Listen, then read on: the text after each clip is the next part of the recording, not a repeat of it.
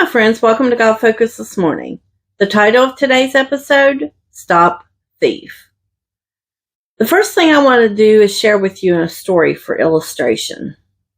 There was a woman who was home alone one night. She was in bed almost asleep when she heard someone enter her living room window. She quietly slipped down the hallway, and when she spotted a guy standing at the kitchen door, he was trying to unlock it. As soon as the door opened, there were two big guys dressed in black that entered her kitchen.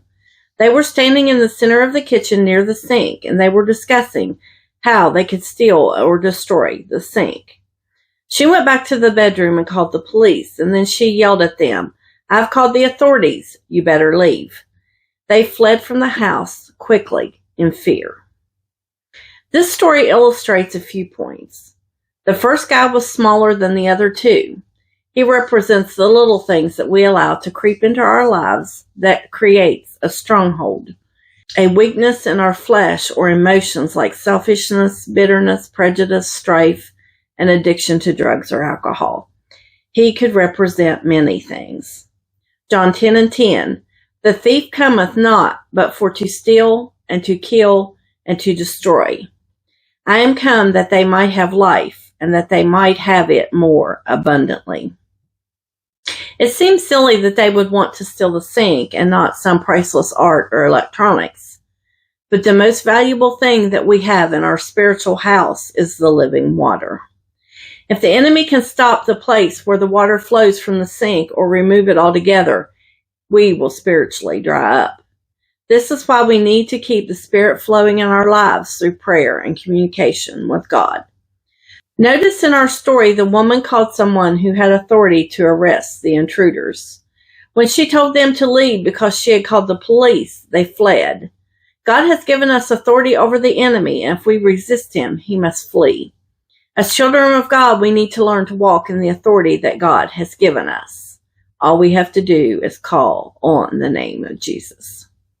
James 4:7, "Submit yourselves therefore to God. Resist the devil, and he will flee from you." What is the enemy trying to steal from you? What window is he trying to quietly sneak into thinking you will be unaware? What does the first small thief represent in your life? We all have small things that can steal our joy and our peace. Both good and bad things can steal our alone time with God, not allowing the enemy to distract us. We will be able to stand strong against our enemy.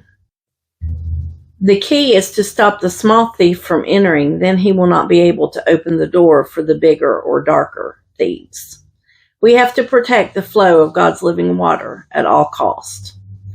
Proverbs 4:23, "Keep thy heart with all diligence, for out of it are the issues of life." This verse is key to keeping out the enemy, being diligent to guard ourselves from any deceptions of the enemy.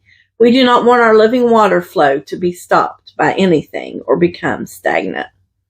God's glory will flow through us as long as we keep our heart with all diligence. We will be able to help many, but we want to be able to help them find their security in the Lord, so that they too can use their authority to stop a thief. Make no mistake, he is out there watching and waiting for an opportunity to get an opening into our lives. Remember, God adds and multiplies good things in our lives. The enemy comes to divide and subtract from our lives. So keep your guard up and stay strong. Thanks for watching. Until next time, be bold, be brave, and keep your God focus. Like, share, and subscribe for more encouragement. Have a wonderful day.